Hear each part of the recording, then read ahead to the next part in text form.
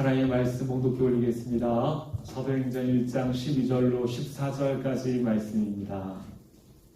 사도행전 1장 12절로 14절까지 말씀입니다.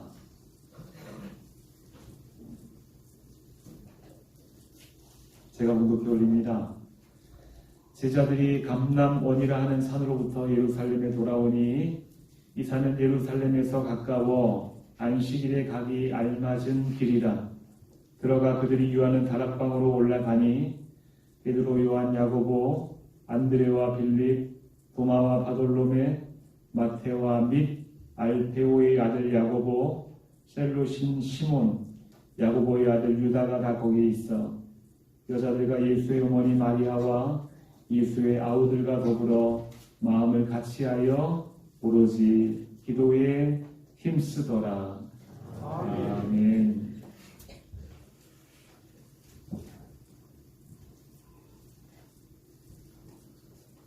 우리 다시 한번 우리 오른손을 들어서 할렐루야를 함께 한번 인사하겠습니다. 할렐루야. 반갑습니다. 오른손은 안 되니까 여러분이 뭐라 말씀하시는지 알 수가 없어서 오른손 한번 들어봤습니다. 요 몇 주 동안에 설교 후에 동일하게 부르는 찬양이 있었습니다. 여러분 아시죠? 무슨 찬양 우리가 불렀었습니까? 부흥이라는 찬양 우리가 불렀어요. 그 부흥 가사 마지막 부분이 이 찬양의 핵심 결론과 같은 그런 부분인데요. 그 가사가 이렇습니다. 오 주의 영광 가득한 새날 주소서. 오 주님 나라 이 땅에 임하소서 하는 그런 찬양이 제가 하면 좀 따라할 줄 알았는데 어떻습니까? 부흥이 무엇인가에 대해서 이 찬양은 이렇게 결론하고 있어요. 주님의 영광이 이 온 땅에 가득한 그날이 되는 것, 그것이 부흥이다. 이 온 백성들이 하나님을 주인으로 인정하며 섬기는 것, 그것이 부흥이다 라고 이 찬양 가사는 우리에게 이야기하고 있습니다.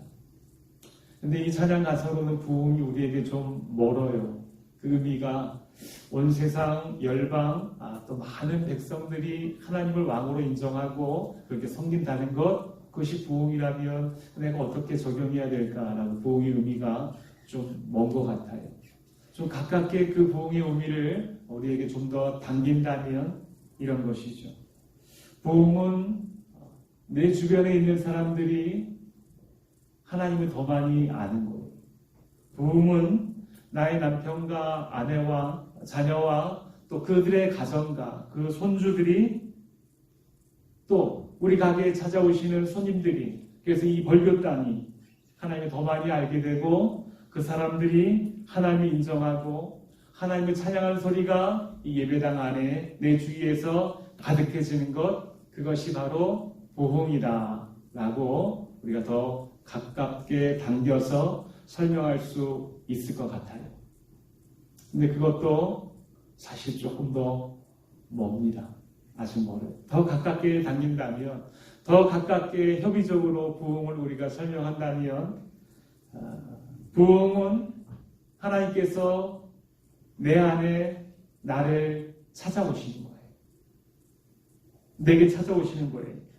내 맘대로 살아가던 고집을 꺾으시고 내 안에 세워진 우상들을 제거하시고 태워주시고, 그렇게 다시 한번 내 안에 예수님의 십자가를 세워주시고 그 사랑으로 감격하며 그 사랑에 기뻐하며 그렇게 우리의 남은 생애를 우리 주님과 동행함에 그렇게 드릴 수 있는 것, 그것이 바로 우리에게 주시는 부흥입니다. 여러분, 이 부흥이 우리 이 자리에 앉은 예배하는 우리 대강의 모든 가족들에게 풍성하게 임하게 되기를 간절히 원합니다. 우리 언제 한번 찬양, 하나님의 꿈이 나의 비전이 되고 예수님의 성품이 나의 인격이 되고 성령님의 능력이 나의 능력이 되는 하는 그 찬양처럼 하나님의 꿈이 나의 꿈이 되는 것, 하나님의 마음을 내가 알아가는 것, 그리고 그것을 기쁨으로 동참하는 것, 함께 동행하는 것, 그것이 나에게 전혀 부담스럽지 않은 것, 그것이 바로 부흥이다 라고 성경은 우리에게 알려주고 있어요. 며칠 전의 일입니다. 우리 성도님 중에 한 분이, 굳이 직분은 말하지 않겠는데 여러분 추리하실까봐, 성도님 중에 한 분이 적지 않은 금액을 저에게 맡기시면서 이 어려운 시기에 선교사님들도 얼마나 힘들까 생각이 들었어요. 그래서 선교사님에게 헌금하겠습니다 하면서 적지 않은 금액을 맡겨주셨어요. 그럼 목사님 한번 찾아봐 주시면 감사하겠습니다. 기도하는 가운데 우리 교회가 원하는 선교사님 중에 한 분을 연결시켜드리고 그분의 이름으로 그 헌금을 전달해 드렸습니다. 그 사랑을 전달받은 그 선교사님이 감사편지를 보내왔어요. 감사편지를 보내왔는데 길게 감사편지를 보내왔는데 앞에는 생략하고 제가 뒷부분만 읽어드리면 이랬어요. 선교사님 많이 힘들었던 것 같아요. 그래서 어제는 하나님께 울부짖으면서 기도했어요. 그런데 하나님께서 이러시더라고요. 두려워 말라고, 내가 너와 함께 한다고. 그런데 그렇게 말씀하신 후에 이렇게 사랑과 정성을 받았습니다. 하나님의 응답이죠. 제가 너무 두려워하는 것 같습니다. 기도하시는 하나님의 사람들이 있는데 고맙습니다. 보내주신 사랑 저도 먹고 저와 함께한 학생들도 함께 먹겠습니다. 이렇게 감사 편지를 보내왔어요. 참 마음이 벅차오르고 뿌듯하고 감사했어요. 이것이 부흥 아니겠습니까?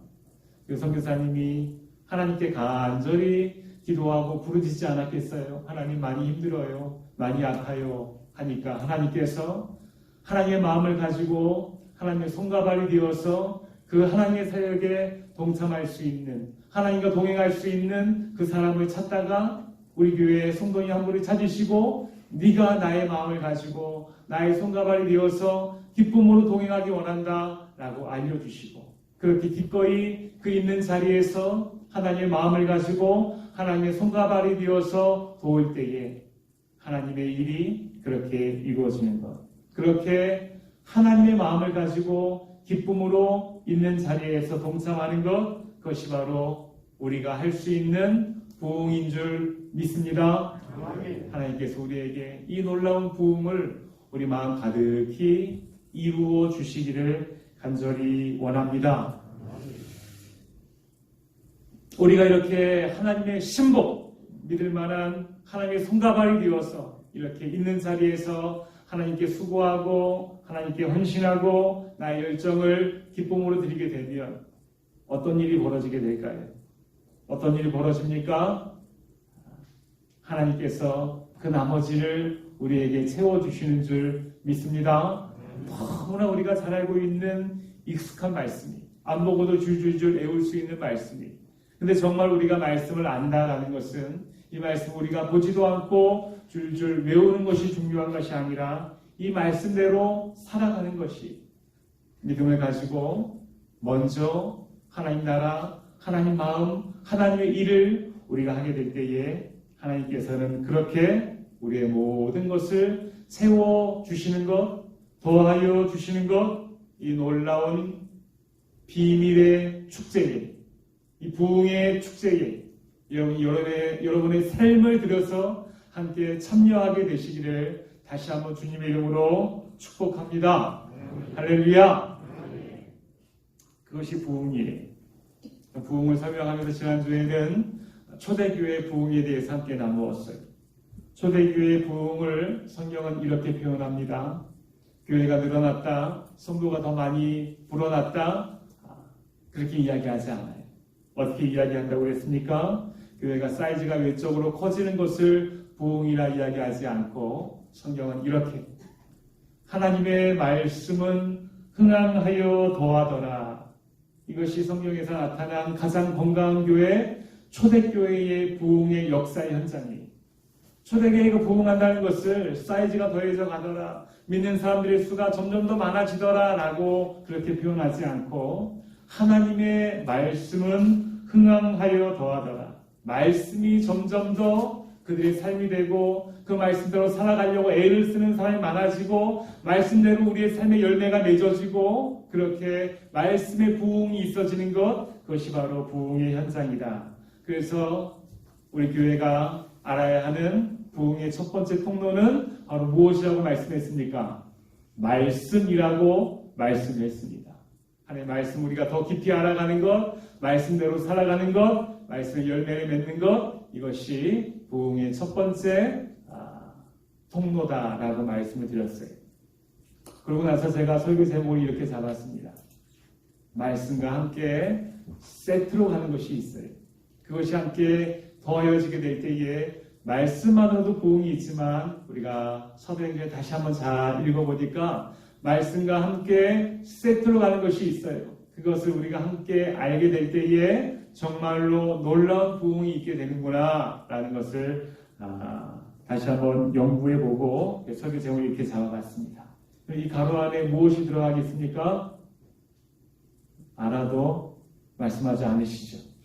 자, 이 가로를 우리가 알고 채우게 될 때에 우리 인생의 부흥, 우리 가정의 부흥, 자녀의 부흥, 교회의 부흥, 우리 마음의 부흥, 우리 육체의 부흥, 하나님께서 우리 모두에게 이 각종 놀라운 부흥을 우리 안에 이루어 주실 것을 믿습니다. 우리 함께 가로를 채워보겠습니다. 오늘 우리가 읽은 본문 말씀은요, 그 배경이 예수님의 승천 이후의 모습이에요. 예수님께서 이렇게 제자들과 함께 마지막 장면을 이렇게 보내고 있습니다. 자, 오직 성령을 임하시면 너희가 권능을 받고 예루살렘 곧 유대와 사마리아 땅까지 이르러 내 증인이 되리라 하시니라. 이 말씀이 마지막 말씀이었어요. 말씀을 마치시고 그들이 보는데 올려져 가시니 구름이 그를 가리어 더 이상 보이지 않게 될 정도로 예수님이 올라가셨어요. 예수님이 하늘로 올라가셨다고 천국이 하늘나라에 있는 거 아닙니다. 저 위에 있는 거 아니에요. 하나님 따로 얘기해 주셨어요. 그런데 우리 시각적으로 그렇게 구름 위로 올라가 버리셨어요. 제자들은 지금껏 그들 앞에서 대장처럼 이끌어 주시던, 그들을 잘 이끌어주고 사랑으로 감싸주고 앞에서 말씀으로 채워주시고 기적과 이적으로 함께해 주시던 그 대장님, 우리가 믿고 따르던 그 예수님이 자기들 눈앞에서 없어져 버린 거예요. 사라져 버린 거예요. 더 이상 예수님을 이 땅에서 볼 수 없게 되어진 것이죠. 그때 이 제자들의 그 마음에 상실감, 두려움, 불안함이 얼마나 더했을까 생각을 해봅니다. 너무너무 무서웠을 것 같아요. 특별히 지금은, 그때에는 예수를 믿는 사람들은 그렇게 공회원들이 막 혈안이 되어서 찾아서 죽이려고 하는 그런 공포 분위기가 조성되어 있는 그런 때인데, 우리가 믿고 따르던 그 예수님이 하늘로 올라가 버리셨어요. 올라가 버리셨어요. 얼마나 두려웠겠습니까? 사복음서에 보게 되면 제자들은 예수님이 함께 그들과 있을 때도, 예수님이 그들과 함께 있을 때도 그들은 여러 가지 부족하고 또 여러 가지 좀 모자란 모습들을 많이 보였어요. 우리가 알죠. 마태복음 17장에 보게 되면 예수님께서 12제자 중에 베드로, 요한, 야고보 3명만 데리고 그렇게 높은 산에 올라가서 기도하시는데 제자들이 9명이나 남아있지 않습니까? 그런데 예수님이 산에 올라가 계시는 그 동안에 이 9명의 제자들이 아주 그냥 망신에 망신을 톡톡히 당하는 그 모습을 우리가 볼 수 있어요. 어떤 모습인가 하면 한 사람이 간질병을 둔 아들을 둔 아버지가 그렇게 제자들을 찾아왔어요. 주여, 내 아들을 불쌍히 여기소서. 그가 간질로 심히 고생하여 자주 불에도 넘어지며 물에도 넘어지는지라. 내가 주의 제자들에게 데리고 왔으나 능히 고치지 못하더이다 하고 나중에 예수님 오셨을 때 지금 이루고 있는 장면이, 아니 제자들이 9명이나 있어서 내가 그 제자들이 우리 아들 갖다 놓고 좀 고쳐달라고 했는데 아이고 저 양반들이 고치지도 못하더이다 하면서 그렇게 흉보고 있는 그런 장면이, 예수님과 함께 있을 때는 좀 어깨에 힘도 들어가고 으쓱으쓱 할 수 있었을지 모르겠지만 예수님이 잠시라도 없으면 그들이 이렇게 아무것도 하지 못하는 그런 제자들인데, 잠시만 없어도 이렇게 제자들이 힘을 쓰지 못하는데 그만 예수님이 하늘로 올라가 버리신 거예요. 승천해 버리신 거예요. 그러니 그 제자들이 얼마나 두렵고 무섭고 떨렸겠어요. 이때 제자들이 할 수 있는 것은 두 가지뿐입니다. 예수님도 안 계시고 하니 무섭기도 하고 하니 그냥 그만 도망가 버려야겠다, 이렇게 할 수 있는 선택이 있고요. 또 하나는 우리 주님께서 그 약속하신 성령을 기다리며 뜨겁게 기도해야 되겠다라고 하는 두 가지 선택이 있어요. 제자들은 과연 무엇을 선택하였을까요? 우리가 읽은 본문, 제자들과 여자들과 예수의 어머니 마리아와 예수의 아우들과 더불어 마음을 같이하여, 그 나머지 부분 같이 한번 읽겠습니다. 시작. 오로지 기도에 힘쓰더라.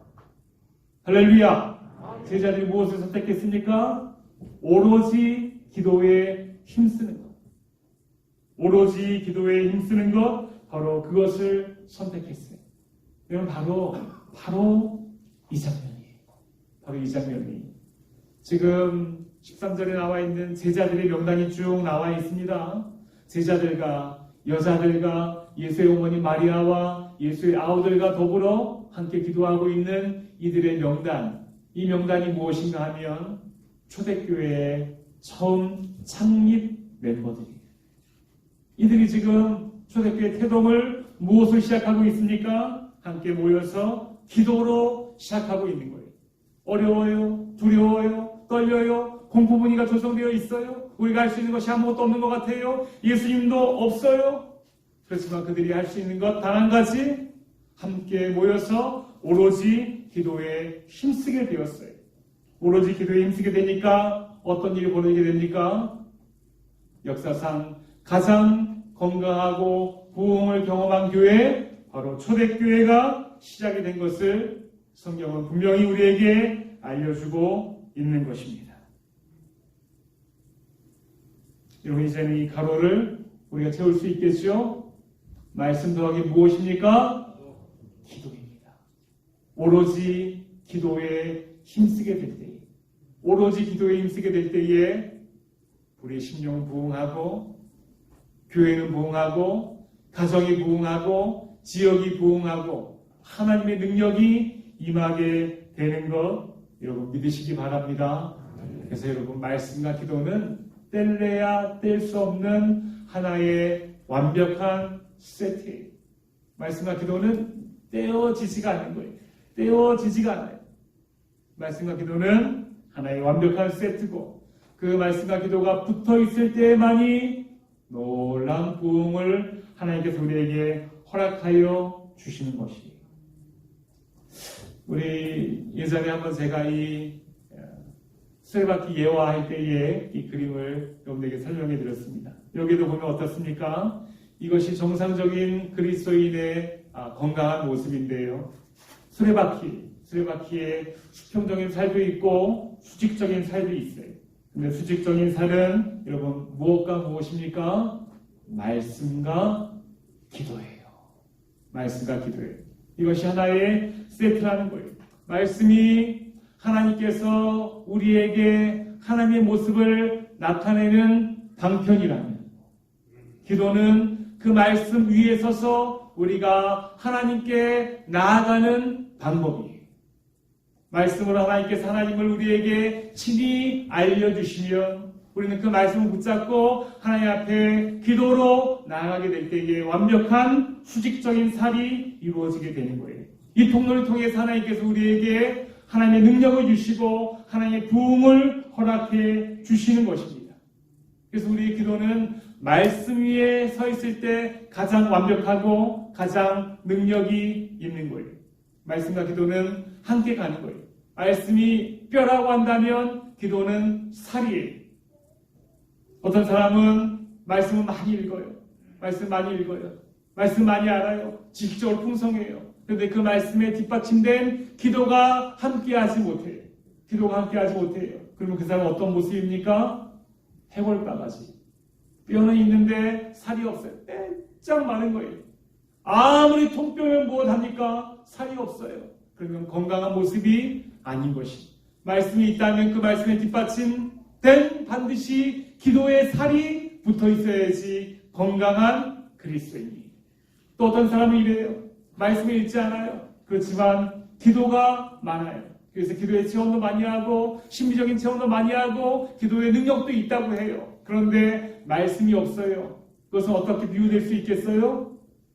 뼈는 없는 살만 있는 마치 해파리 같은 그런 비대한 모습이. 이 또한 건강하다 할 수 있겠습니까? 건강하지 못해요. 건강하지 못해요. 정말 건강한 사람은 이 말씀의 뼈와 기도의 살이 그렇게 제대로 붙어서 그렇게 건강해야지 쑥쑥쑥쑥 성장하게 되고 그렇게 부흥을 경험하게 되는 것입니다. 말씀과 기도, 우리의 신앙생활에 있어서 부흥을 추구하고 기도하고 있는 우리의 삶에 있어서 뗄래야 뗄 수 없는 놀라운 하나의 세트인 것입니다. 사도행전의 이 초대교회 역사를 보게 되면요, 이 초대교회가 완벽한 교회라 하지만 그들에게도 왜 어려운 위기가 없었겠어요.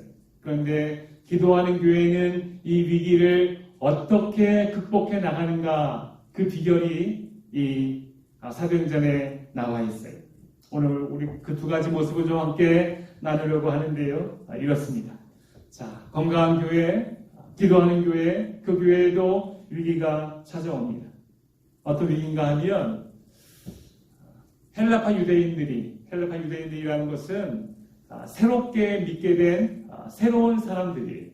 그런데 그 사람들이 보기에 교회가 어려운 사람들 많이 구제하고 있는데 헬라파 유대인들, 새로운 사람들 보기에 그들이 구제해서 조금 소외받는 느낌이 드는 거예요. 히브리파 유대인들은 원래부터 있었던 원래 사람들이에요.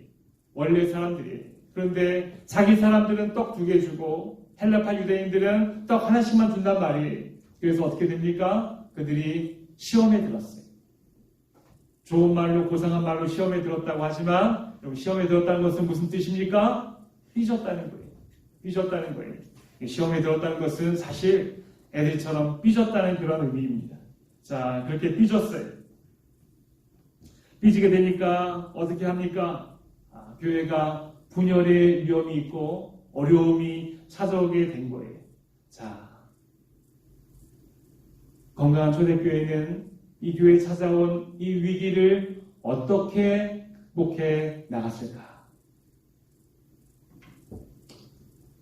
형제들아, 너희 가운데서 성령과 지혜가 충만하여 칭찬받는 사람 7을 택하라. 우리가 이 일, 구제하는 이 일은 그들에게 맡기고, 제자들이 이야기합니다. 우리는 원래 교회를 세웠던 우리는 가장 중요한 오로지 기도하는 일과 말씀 사역에 힘쓰리라 하니. 할렐루야! 이것이 그 위기를 극복하는 아주 놀라운 방법이에요. 위기가 닥쳐올 때 사도들이 택한 방법 무엇입니까? 무엇이? 다시 기도하는 자리로 돌아가자라는 것이었습니다. 이 초대교회가 태동할 때 어떻게 태동했습니까?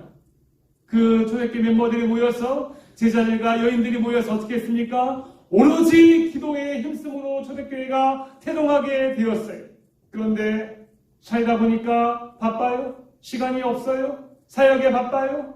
피곤하기도 해요. 여러 사람 만나는데 힘이 들기도 해요. 이런저런 일에 내 열정과 에너지가 많이 빠져나가게 돼요. 그래서 어긋나게 되고 좀 삐걱거리게 되고 이상이 생기게 되는 거예요. 그러할 때에 그것을 우리가 다른 편법으로, 나의 어떤 다른 방법으로 막으려고 하는 것이 아니라 그때는 어떻게 되는 거예요? 그때는 다시 기본으로 돌아가야 되는 거예요.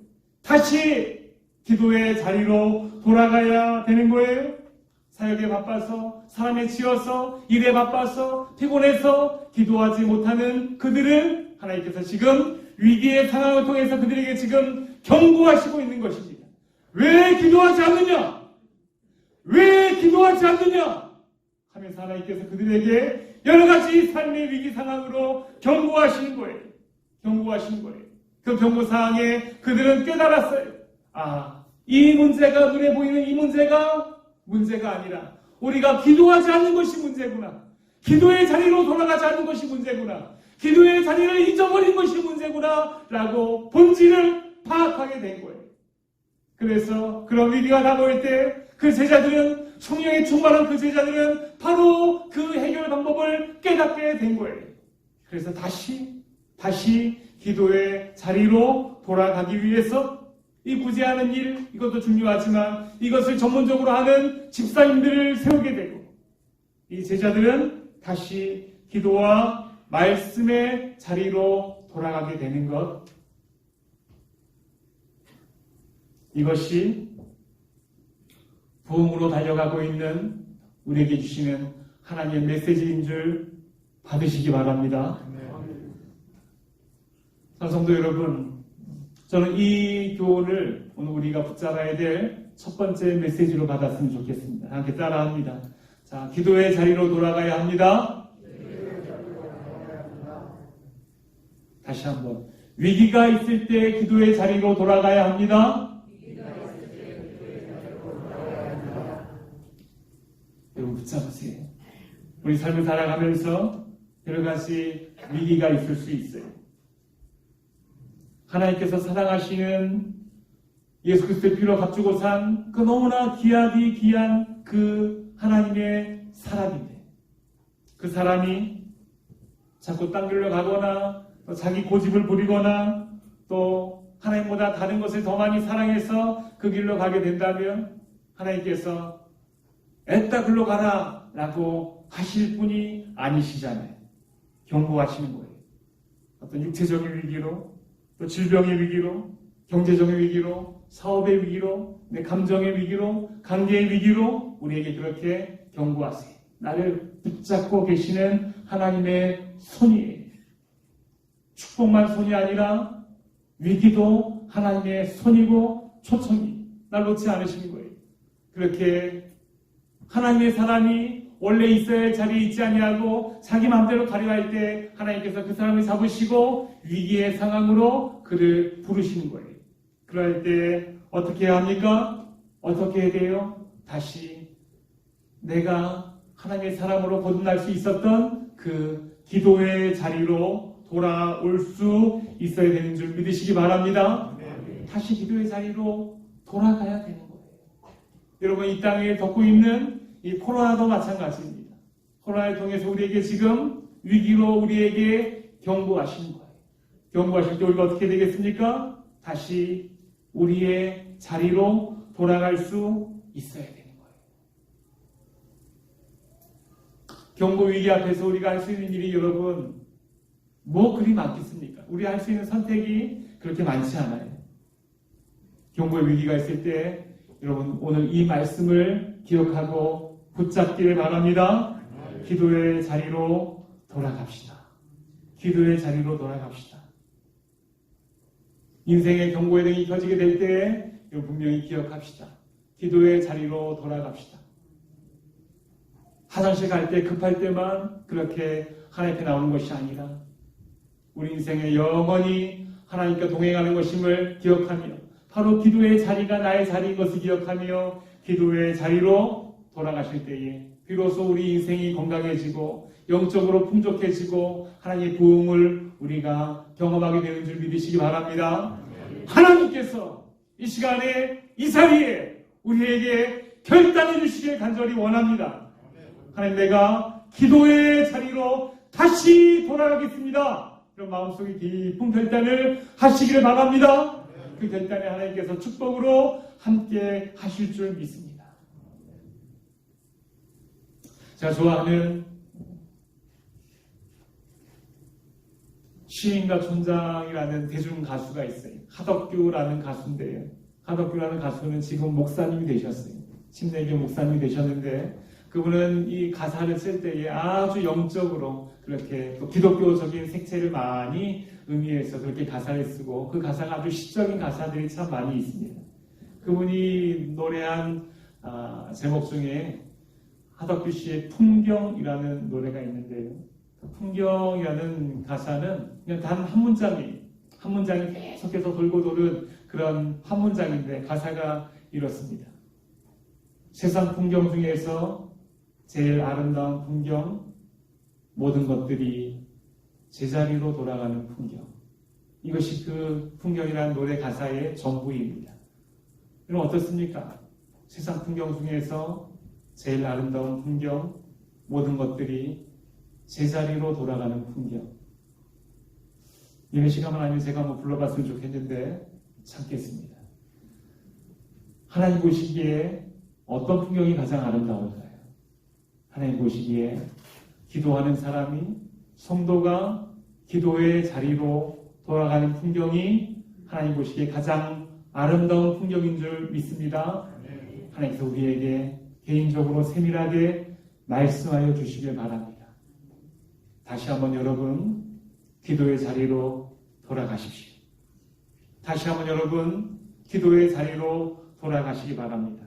그 기도의 자리만이 위기를 극복하고 그 기도의 자리만이 위기를 예방하고 우리 인생이 하나님과 동행하는 그 놀라운 부흥을 경험할 수 있는 그 최적의 자리임을 믿습니다. 다시 한번 기도의 자리로 돌아가기를 결단하는 우리 대강의 가족들이 되기를 주님의 이름으로 축복합니다.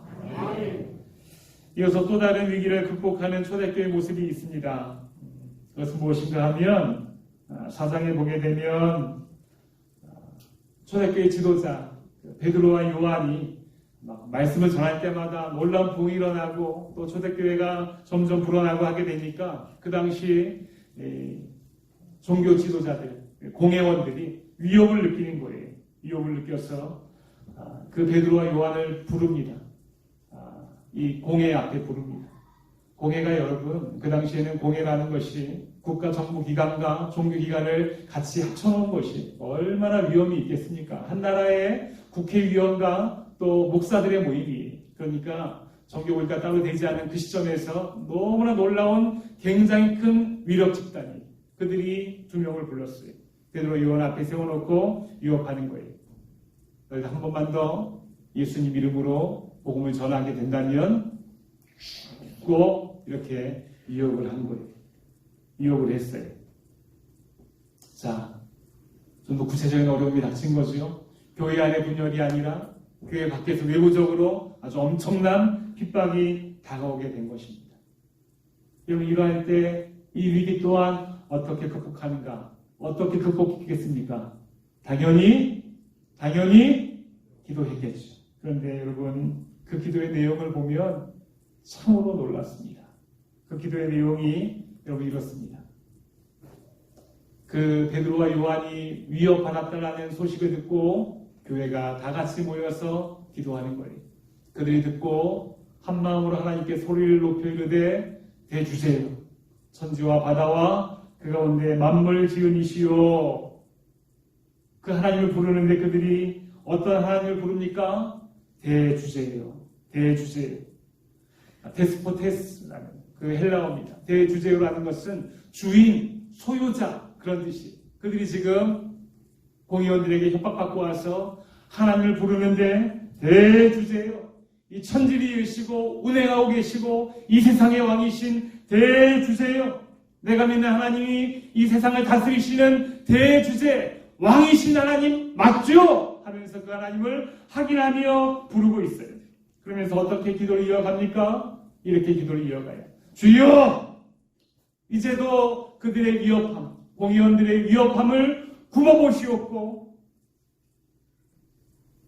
또 종들로 하여금 담대히 하나님의 말씀을 전하게 하여 주시오며 손을 내밀어 병을 낫게 하시옵고 표적과 기사가 거룩한 종 예수의 이름으로 이루어지게 하옵소서 하더라. 할렐루야. 이것이 좀 실감나게 우리에게 와닿았으면 좋겠어요. 여러분 지금 그들이 어떤 기도합니까? 한 번 더 복음 전하면 죽어 이런 위협을 받은 거예요. 그럼 우리의 기도가 절하면 어떠했겠습니까? 불안합니다. 하나님. 두렵습니다. 하나님. 떨립니다. 내 마음을 진정시켜 주시옵소서. 이 위기에서 나를 건져 주시옵소서. 이렇게 기도할 법하지 않겠습니까? 근데 그들은 그렇게 기도하지 않은 거예요. 그 하나님께 이르는 거예요. 기껏 한 나라의 공의원들이라는 것들이 우리를 위협했어? 나를 위협했어?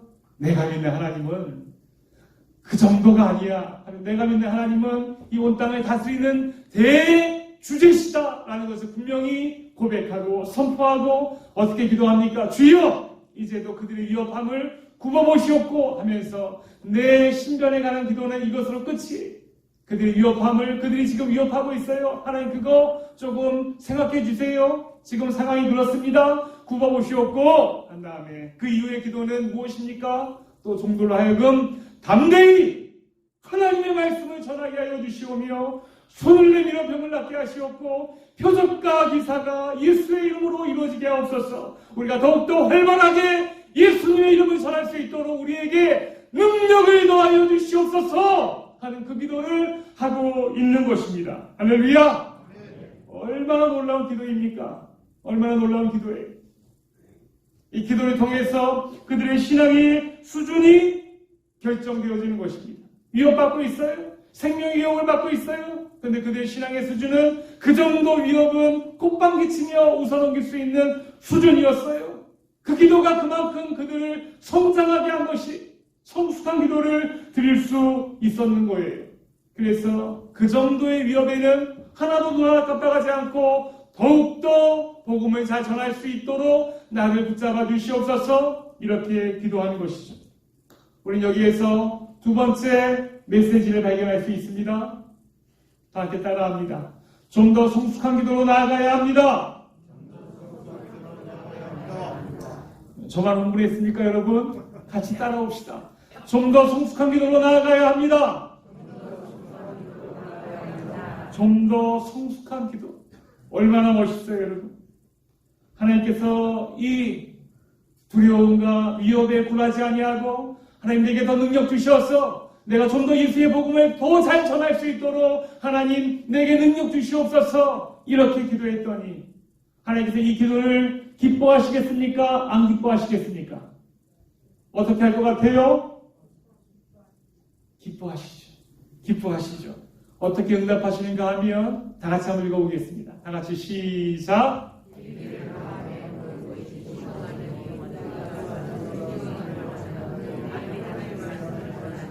할렐루야. 박수 한번 치겠습니다. 이거예요.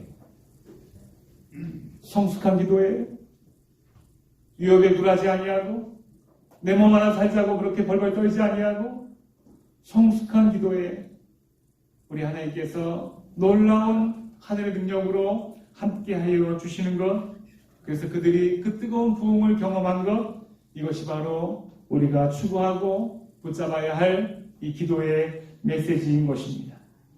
지금도 우리의 기도가 이러할 때에 지금도 하나님께서 우리의 삶에 이렇게 성령의 능력으로 즉각적으로 응답하여 주시는 줄 믿습니다. 사랑하는 성도 여러분, 사실 우리의 기도는 너무 나에게 제한되어져 있는 경우가 많아요. 주시옵소서. 주님이 해결해 주시옵소서. 주님이 내게 주시옵소서. 이렇게 해달라고 하는 기도도 필요하지만 사실 여러분 이런 기도는 어린아이의 기도입니다.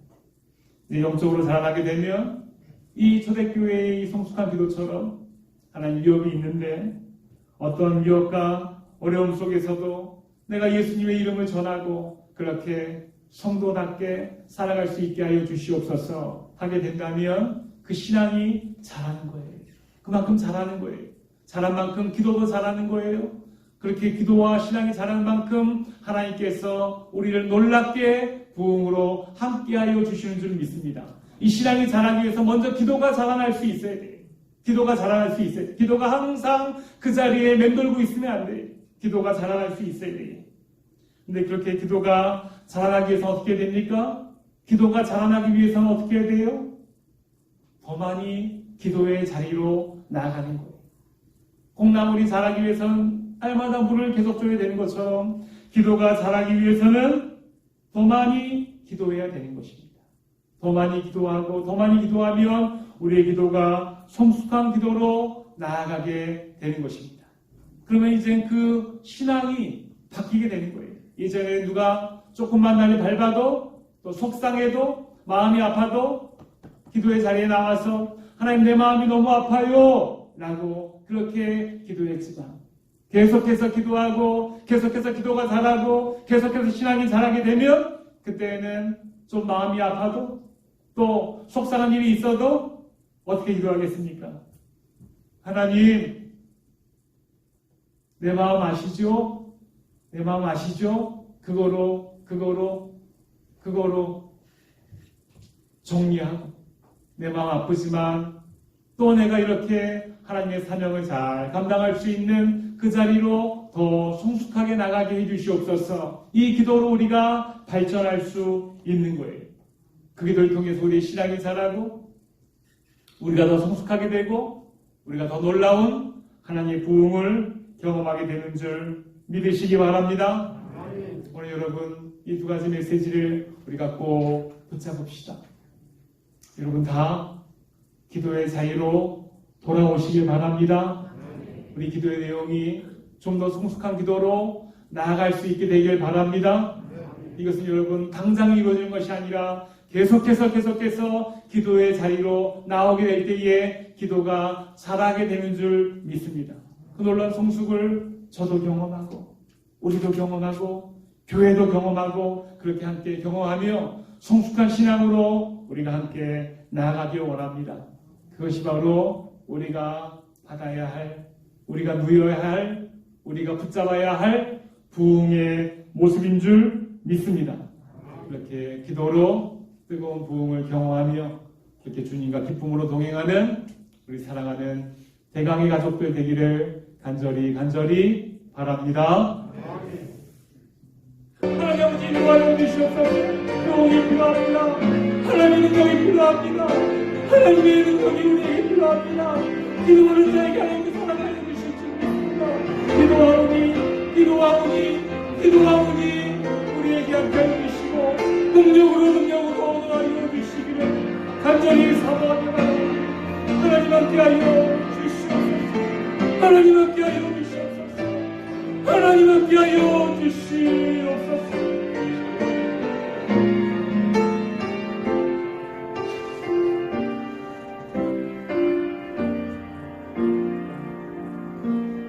우리의 결단을 하나님 앞에 드립니다. 하나님, 기도의 자리를 기억하겠습니다. 기도의 자리로 나아가겠습니다. 너무 바빠서 기도하겠습니다. 너무 피곤해서 기도하겠습니다. 우리 삶의 이유들이 기도를 방해하는 이유가 되지 않게 하여 주시고 더 많이 기도해야 되는 이유가 되게 하여 주시옵소서.